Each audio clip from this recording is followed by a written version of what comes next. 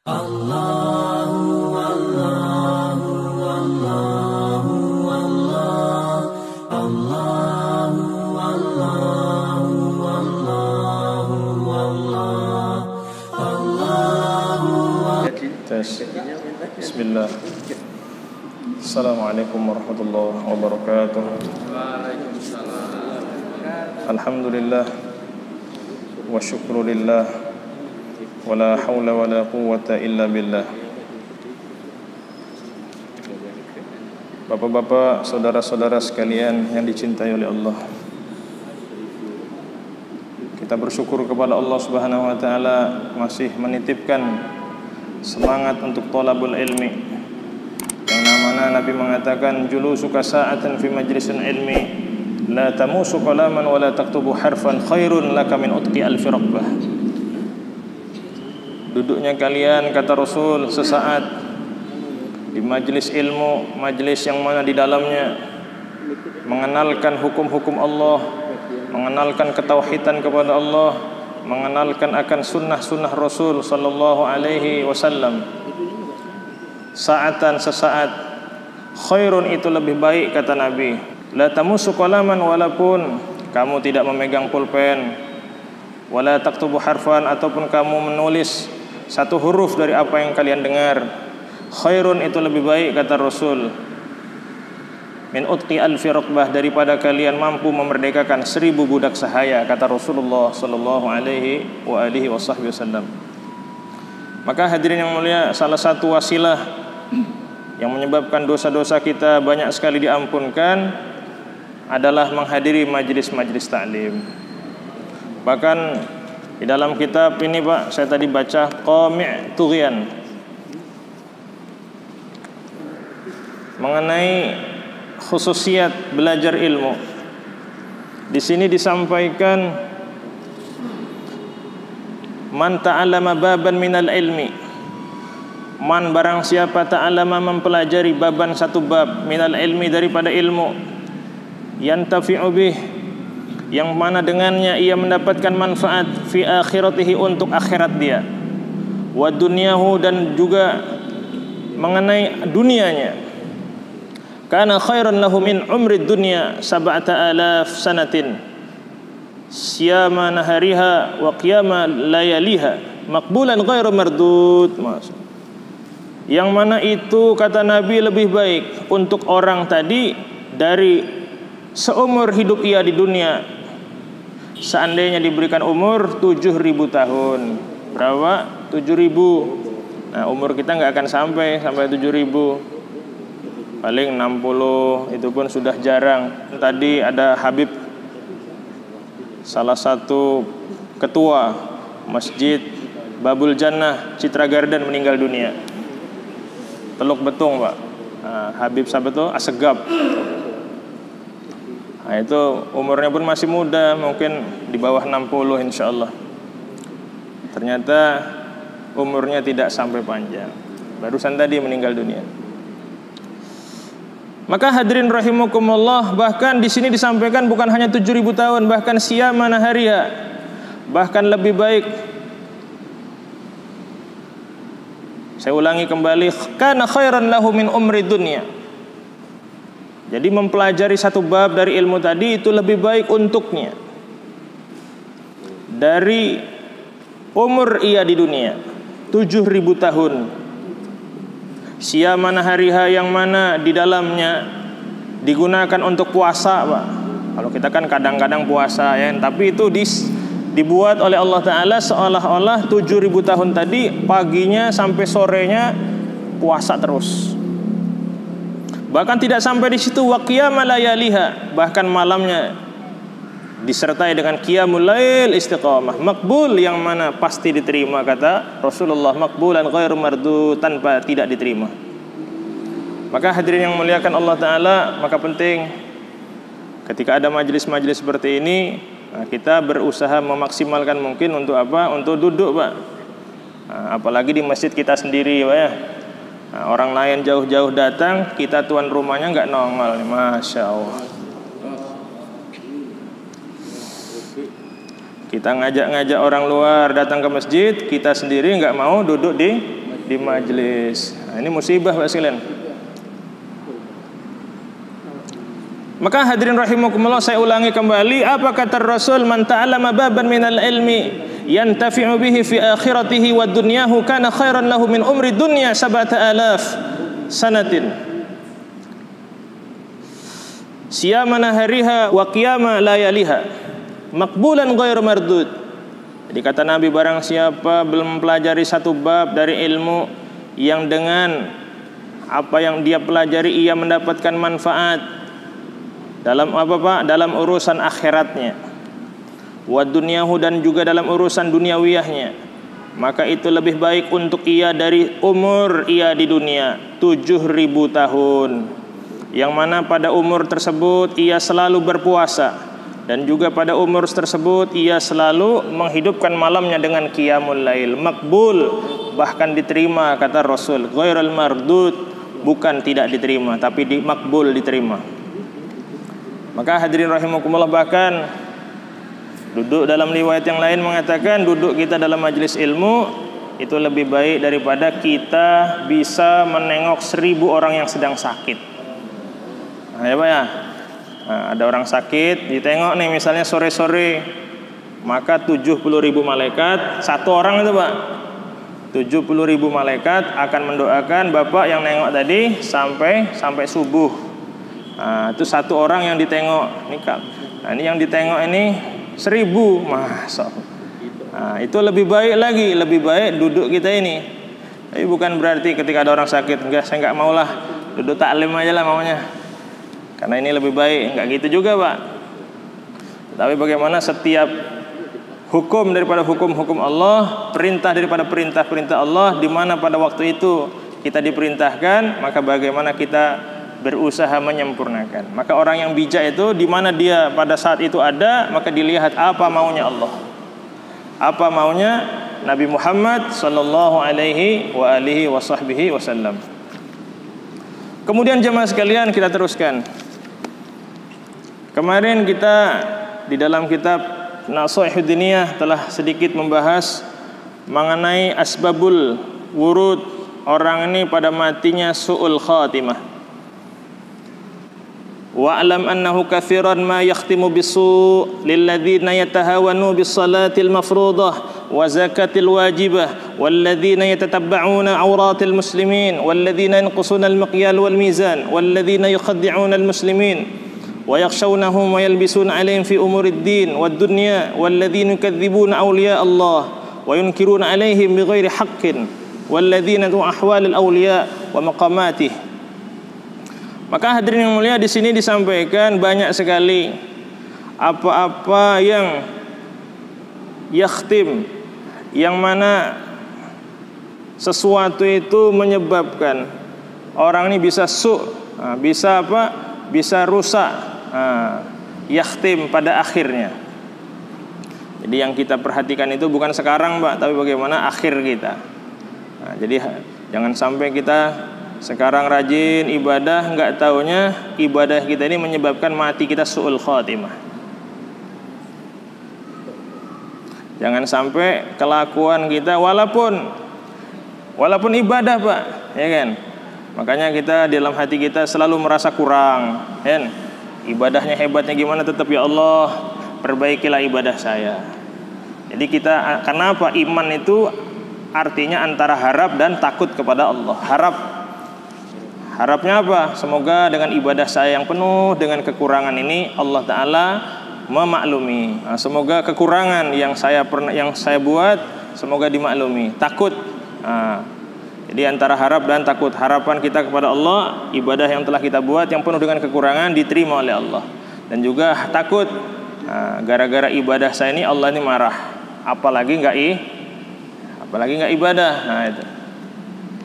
Karena hadirin rahimakumullah, sebagaimana muqaddimah pembahasan yang awal disampaikan, wa kana ba'dus salaf as-salihi, dan sebagian orang-orang soleh dahulu mereka berada dalam ghayatul khauf, puncaknya kekhawatiran, min khatimati su'. Apa yang dikhawatirkan? Mati mereka di atas keburukan. Nah, bersamaan apa? Ma'asalahi a'malihim, bersamaan amal-amal mereka adalah amal-amal yang bagus. Dakwah mereka bagus, sholat mereka sunnahnya bagus, tilawat Qur'annya bagus, buat baiknya dengan hablum minan nas bagus, dan lain-lainnya bagus. Tetapi mereka berada di atas puncaknya kekhawatiran. Apa yang dikhawatirkan? Bukan khawatir miskin, tetapi khawatir mereka matinya di atas keburukan.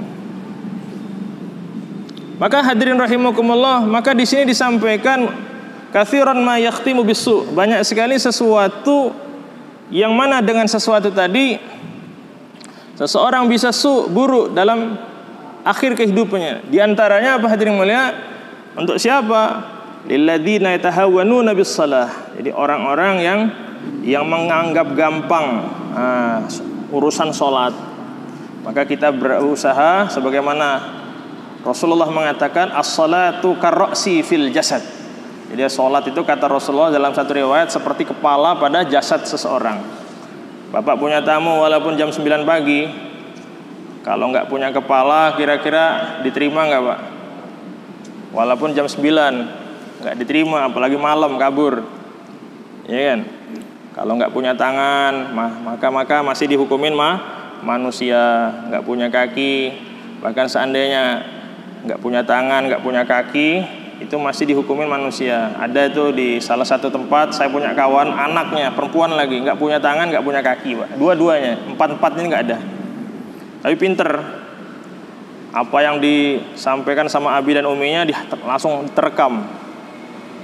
Tapi nggak punya itu tangan, kaki. Tapi masih punya kepala, maka dihukumin apa Pak? Manusia. Tetapi walaupun jam 9 pagi orang bertamu, assalamualaikum, tapi kepalanya nggak ada, kabur, ya kan? Maka hadirin rahimakumullah, bagaimana kita sekarang berusaha, yang berbicara juga sama, yang antum-antum juga sama. Bagaimana dalam urusan sholat ini kita jangan menganggap gampang, tetapi kita menganggap penting. Hari ini kan kita bilang yang penting betul nggak Pak? Yang penting sholat. Tapi kita berusaha sekarang kita rubah. Sholat itu penting, ya Pak ya, masya Allah. Sedikit aja, sholat itu penting. Kita kan sekarang bilangnya yang penting sholat daripada nggak sholat, masya Allah. Nah kita yang sekarang kita benahi lisan kita ini sholat itu penting. Demikian pula hadirin rahimakumullah, di sini sampaikan wa zakat. Demikian pula orang yang menganggap gampang dalam urusan sedekah. Jadi jangan menganggap gampang, apalagi sedekah yang wajib, yaitu zakat, zakat mal, zakat fitrah, ya kan? Maka dalam urusan sedekah kita jangan menganggap remeh, tetapi kita anggap penting.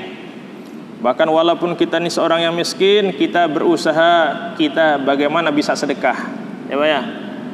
Seminggu 1.000 kan, tapi punya target. Setiap Jumat saya nggak mungkin nggak masukkan uang ke kotak amal.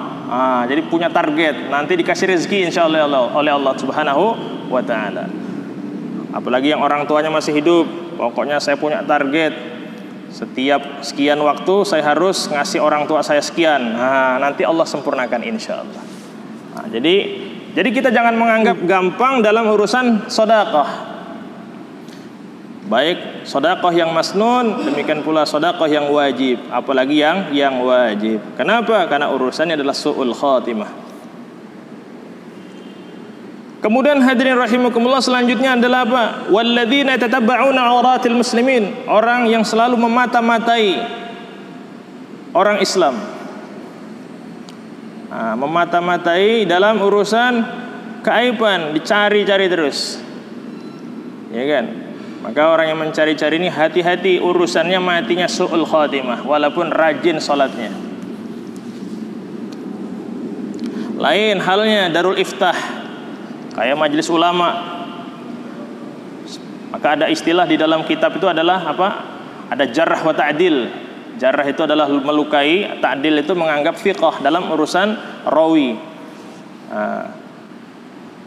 Jadi memang mereka betul-betul mencari kekurangan, terutama dalam urusan para ulama. Nah itu darul iftah, seperti di Pakistan, itu darul iftahnya betul-betul kuat. Ada dulu satu mufti namanya nggak usah sebutin, ada masih hidup. Dia mengeluarkan fatwa puasa sunnah Syawal itu hukumnya makruh katanya. Masya Allah, hukumnya makruh katanya Pak, puasa sunnah Syawal. Kalau kita kan sekarang berlomba-lomba mikirin gimana bisa puasa sunnah ya. Tetapi pada saat saya belajar di sana itu beliau berfatwa makruh. Maka langsung beliau disuratin oleh Darul Iftah. Setelah disuratin nggak mau juga islah, akhirnya dipanggil, nggak mau datang, akhirnya disebarin. Beliau adalah sesat. Nah itu, jadi orang yang mengontrol itu penting. Kalau kata guru kami, orang-orang yang belajar di Darul Iftah, yang mana ujungnya adalah jadi mufti, maka manba titik maksud kenapa dia belajar adalah su'uzon, paham ya, buruk sangka. Tetapi buruk sangkanya untuk apa? Untuk menjaga agama, paham Pak? Untuk menjaga agama Islam. Seperti contoh Bapak, terutama tim security di sini ya, misalkan dipasang oleh Pak Ketua, Mas ini A, B, C, D ini, maka orang-orang baru di semuanya dicurigain. Tapi curiganya bukan tanpa sebab, supaya apa? Jangan sampai terjadi satu kejadian-kejadian yang tidak diinginkan. Maka melihat orang-orang baru yang nggak dikenal langsung hati-hati kan. Jadi seperti itu. Apalagi ya pokoknya hati-hati. Jadi itu boleh. Jadi tetapi tujuannya apa sekalian? Tujuannya adalah untuk menjaga. Tetapi hadir rahimakumullah, ketika tidak ada alasan tetapi berusaha untuk mencari kesalahan-kesalahan kaum muslimin, apalagi nanti dengan cara mendapatkan kemudian diadu domba, maka ingat urusannya adalah matinya su'ul khatimah. Paham ya? Urusannya apa? Matinya kita su'ul khatimah. Walladzina yanqusunal miqyal. Demikian pula asbabul wurud su'ul khatimah adalah orang-orang yang mengurangi timbangan. Dagang kan? Dikurangin. Wal mizan, demikian pula ukurannya, padahal belum sekilo kan, tapi dia bilang sudah sekilo. Jual ikan kah, jual minyak kah, jual apa aja kan? Hati-hati. Kenapa? Urusannya besok Pak di akhirat. Ya mungkin kita nambah kaya dunia kan, tapi nanti di sana nambah susah hidup kita di akhiratnya Allah Subhanahu wa taala. Jadi jangan sampai sholat jojong, nipu juga jojong, ya kan? Masya Allah. Kan banyak sekarang. Karena apa? Karena nafsu, sholatnya nggak salah-salah di awal waktu, Masya Allah. Tapi nipunya juga nomor 1, Masya Allah. Ya kan? Walladzina yukhaddi'una al-muslimin, orang-orang yang mendustakan, membohong-bohongi orang-orang Islam. Dibilangin itu ini nih, hati-hati. Maka kalau kita ini nggak tahu apa-apa, lebih baik diam dalam urusan kaum muslimin. Kenapa? Karena penjelasan kita seandainya salah, ini akan dipertanggungjawabkan pada hari kiamat.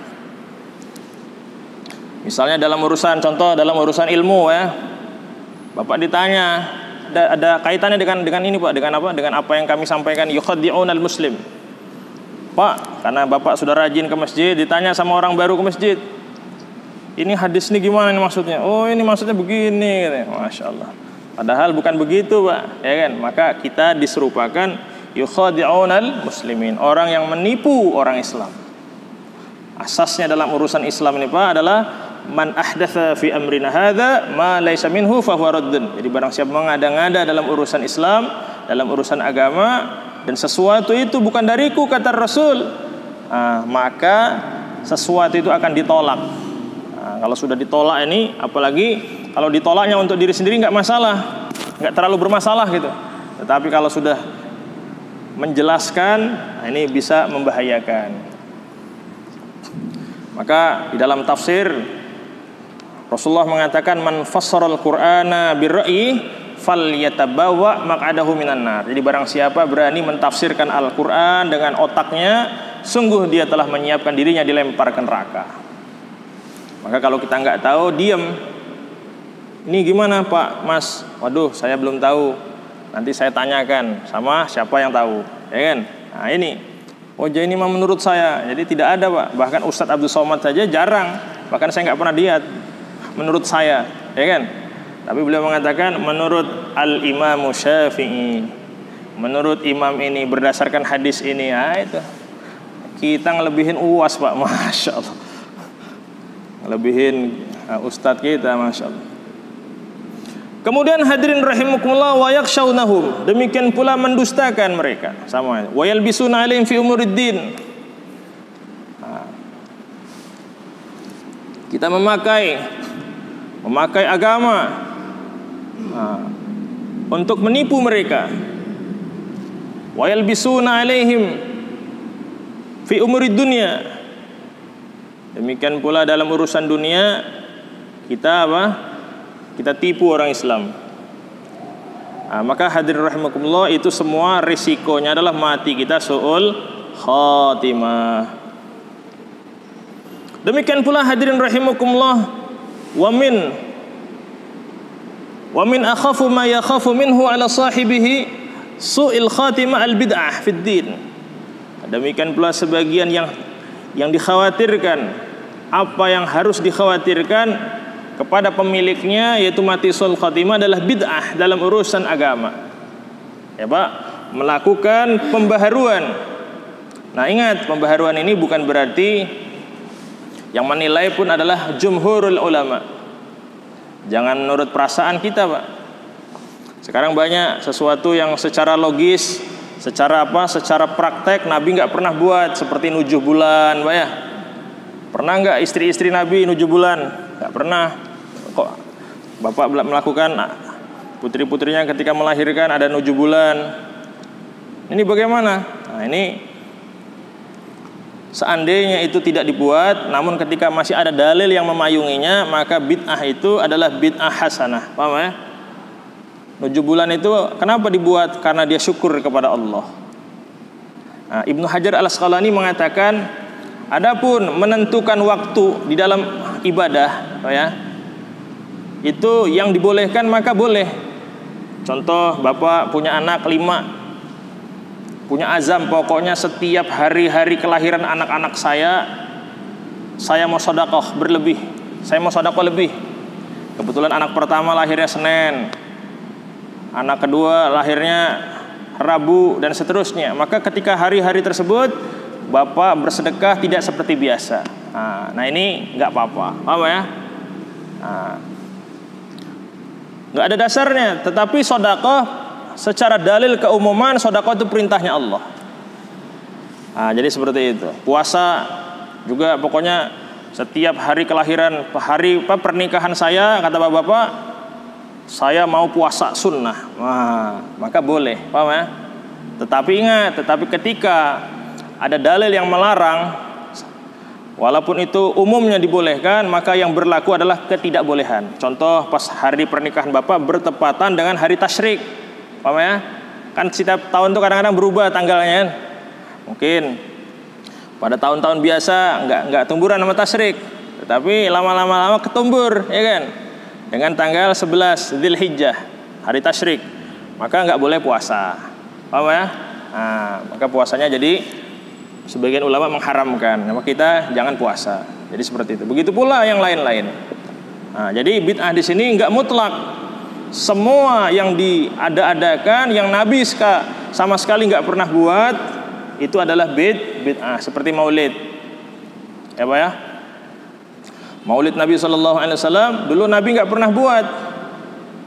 Ketika Rasulullah SAW di hari kelahiran Nabi SAW, secara praktek Nabi nggak buat, ya kan? Adapun puasa Senin Kamis itu dikiaskan saja, paham ya? Dan ingat, dalil Ahlus Sunnah wal Jamaah bukan hanya Al-Quran, As-Sunnah, tetapi kias juga termasuk adalah dalil, paham Pak? Seperti usolli fardal maghribi 3 raka'atin. Itu kalau Imam Nawawi mengatakan wa ammal labdun niyah, adapun melafadzkan niat, huwa sunnah, itu adalah sunnah, paham ya? Melafadzkan niat adalah sunnah, tapi sunnah di situ diambil dari kias as-sahih, kias yang sahih. Dari apa? Dari Sahih Muslim. Jadi Nabi ketika beliau mau haji, maka beliau melafadzkan niatnya, tapi bukan untuk sholat. Maka di situ dikiaskan kepada ibadah-ibadah yang lain, kepada puasa, kepada apa? Sholat. Makanya kalau kita Ramadan umumnya sebelum kita selesai kan dari tarawih Pak ya, atau Bilal ataupun imamnya memandu untuk bareng-bareng melafadzkan niat apa? Puasa, nawaitu shauma ghadin dan seterusnya. Maka hadirin rahimakumullah, namun secara umum melakukan bid'ah dalam urusan agama yang dimana bid'ah di situ tidak ada dalil yang memayungi baik Al-Qur'an, As-Sunnah, ijma' dan qiyas, maka risikonya adalah su'ul khatimah. Risikonya apa? Su'ul khatimah. Wa kadzalika idmarus syak fillah, demikian pula yang menyebabkan seseorang mati su'ul khatimah, dia ragu akan ketauhidan kepada Allah. Betul yang ngasih rezeki Allah, tapi kalau ente enggak kerja, ini ragu Pak. Hati-hati. Walaupun awalnya ngomong, tapi lama-lama diulang-ulang akhirnya datang keyakinan yang ngasih rezeki harus kerja, ya kan Pak?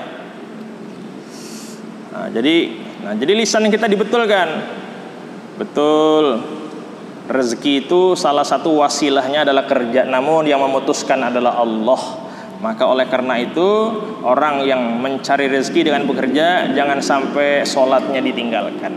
Kenapa? Supaya rezekinya nambah barokah. Jadi lisannya diperbaikin. Kan sekarang kan karena orang awam nggak pernah ngaji, lepas-lepas aja ngomong ya Pak ya. Iya kamu ini sholat aja di masjid aja. Siapa yang ngasih rezeki? Masya Allah. Ya kan. Akhirnya apa? Gara-gara ngomong itu orang pun pada ragu. Oh gitu. Ya udahlah, ini nggak ke masjid aja katanya Mas. Jadi hadirin rahimakumullah, artinya apa? Seluruh pembicaraan harus dengan ilmu. Kalau nggak bisa diam. Kenapa? Risikonya adalah su'ul khatimah. Di sini wa idmarus syak fillah, menyembunyikan keraguan. Ini akan memunculkan keraguan kepada apa? Kepada kehebatan Allah Subhanahu wa taala. Wa rasulih, demikian pula keraguan akan kerasulan Nabi Muhammad. Maka kalau ada orang ngajak kita kepada sunnah, ayo Pak bareng-bareng kita sholat berjamaah, kita jangan bilang itu kan sunnah. Jangan.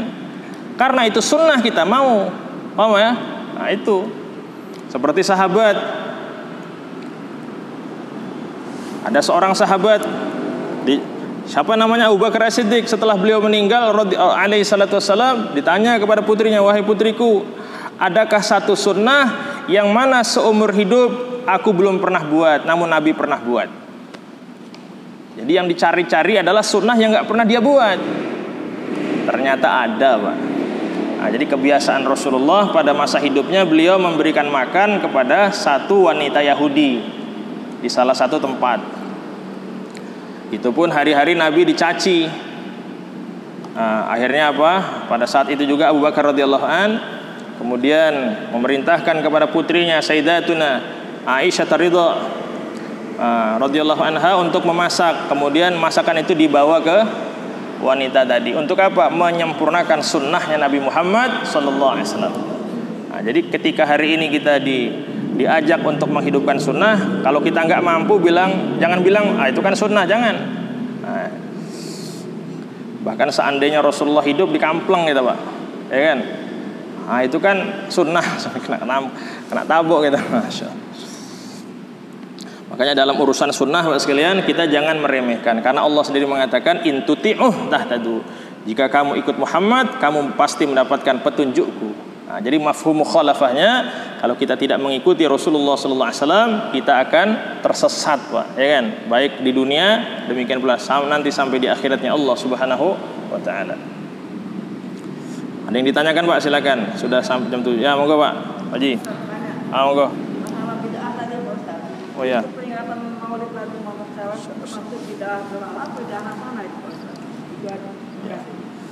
Jadi pertanyaan mengenai Maulid. Jadi Maulid ini sebagian para ulama mengatakan adalah sunnah. Dalilnya adalah Nabi selalu memperingati hari kelahirannya setiap hari Senin. Dengan apa? Dengan berpuasa sunat. Maka berdasarkan dalil itu dikiaskan kepada perayaan, maka itu sunnah. Nah, sebagian para ulama mengatakan itu adalah bid'ah, namun bid'ahnya adalah hasanah. Kenapa? Walaupun Nabi nggak pernah merayakan secara gitu, tetapi di situ adalah tanda syukur, la in syakartum. Karena apa? Karena kenikmatan terbesar yang lahir di dunia adalah lahirnya Nabi Muhammad. Bahkan malam termulia bukanlah malam Lailatul Qadar, kata Al-Alawi Al-Maliki, tetapi adalah malam di mana malam itu dilahirkan Nabi Muhammad. Jadi malam Lailatul Qadar dimuliakan oleh Allah. Kenapa? Karena pada saat itu malam malaikat tatanazzalu alaihimul malaikat, turun malaikat dipimpin oleh Jibril alaihissalam. Tetapi malamnya dilahirkan Nabi Muhammad, diturunkan Nabi Muhammad. Paham ya? Jadi seperti itu. Jadi artinya malam di situ malam kita mengingatkan bahwasannya malam kejayaan. Dunia pernah jaya disebabkan lahirnya Nabi Muhammad. Dan hancurnya dunia dan musibah terbesar di dunia adalah meninggalnya Nabi Muhammad. Jadi musibah yang terbesar itu meninggalnya orang-orang soleh. Salah satu di antara yang terbesar, yang paling besar adalah meninggalnya kekasih Allah, yaitu Nabi Muhammad sallallahu alaihi wasallam. Nah, itu. Jadi kalaulah itu dibahasakan sunnah kiasi. Kalau dibahas, ada sebagian orang juga yang mengatakan bid'ah dolalah. Nah, itu rombongan sebelah. Menunjukkan mereka mengatakan Nabi nggak pernah buat zikir bersama, bid'ah dolalah. Kemudian doa bareng-bareng gitu ya. Misalkan satu orang mimpin Allahumma filana juga bid'ah dolalah, dan seterusnya. Banyak sekali yang dibid'ahkan, tahlilan bid'ah dan lain-lain. Tapi ajibnya mereka nggak siap duduk bareng, diajak diskusi bareng. Cukup ya, alhamdulillah Pak sekalian, untuk sementara kita tangguhkan. Kita bersyukur kepada Allah Ta'ala telah diberikan waktu untuk sama-sama thalabul ilmi. Semoga pengajian ini diterima oleh Allah Ta'ala, menjadi asbab wasilah bagi kita husnul khatimah. Dan juga kita doakan agar seluruh orang-orang Islam, seluruh urusan hajatnya dipermudah oleh Allah Subhanahu wa Ta'ala, termasuk kita semua. Subhanallah wa bihamdihi, subhanakallah wa bihamdik, asyhadu an la ilaha illa anta, astaghfiruka wa atubu ilaik. Assalamualaikum warahmatullahi wabarakatuh.